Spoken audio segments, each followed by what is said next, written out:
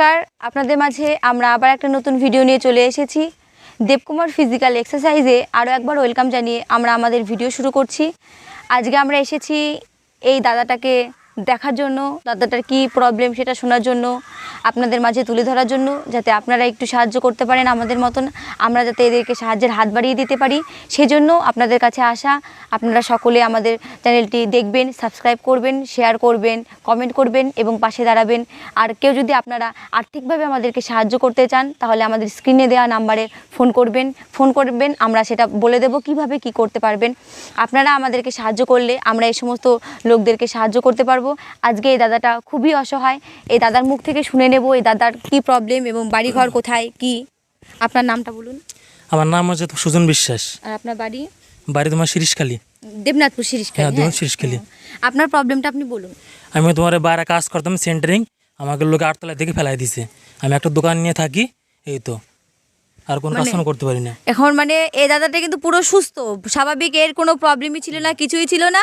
এ বাইরে কাজে গেছিল, ওইখান থেকে মানুষরা একে হিংসে করে ফেলে দিয়েছে। তো হ্যাঁ, ভালো কাজ করে বলে একে ফেলে দিয়েছে। তো ফেলে দেওয়ার কারণে এর আজকে কিন্তু অনেকটা প্রবলেম হয়ে গেছে। সে ভালো করে হাঁটাচলা করতে পারে না। আজকে এই দাদাটা নিজে একটা দোকান দিয়েছে, দোকানটা একটু দেখান। যে এই দোকানটা দাদা আজকে চালায়।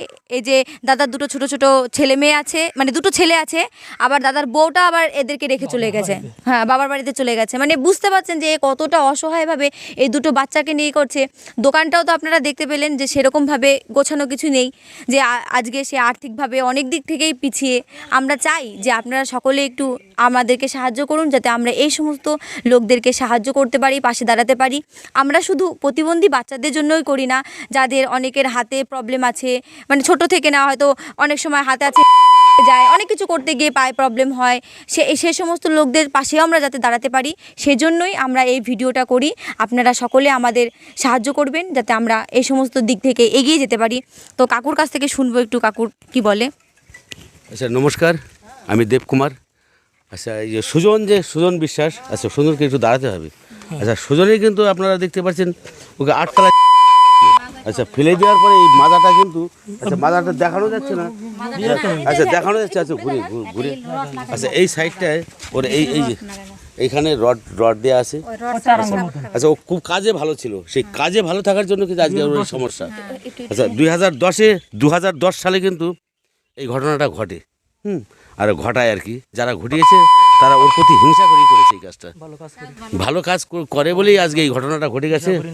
আচ্ছা, এই হিংসা করতো না, এই ধরনের কাজ, ভালো কাজ করার জন্য আজকে কিন্তু ওকে আজকে অক্ষম হয়ে গেছে, আজকে পড়ে গেছে। আচ্ছা, ফেলে দিয়েছে। আচ্ছা, এই এখন রড দেওয়া আছে এর মধ্যে, হ্যাঁ, এখানে স্টিল রড দেওয়া আছে। আচ্ছা, এই পাটা কিন্তু সেই এই পাটা, আচ্ছা, এইভাবেই ওর এখন জীবনটা চলছে। আচ্ছা, আপনারা দেখলেন, বুঝবেন যে আচ্ছা এই পাটা কিন্তু আপনার এই দিকে পড়ে আর কি, মানে গুছিয়ে ফেলতে পারে না, স্বাভাবিক যে ইয়ে সেভাবে ফেলতে পারে না। এটাই আপনাদের দেখালাম। নমস্কার, আমি এই কথা বলে। তাহলে আপনারা দেখতে পেলেন এই দাদার প্রবলেমটা কি।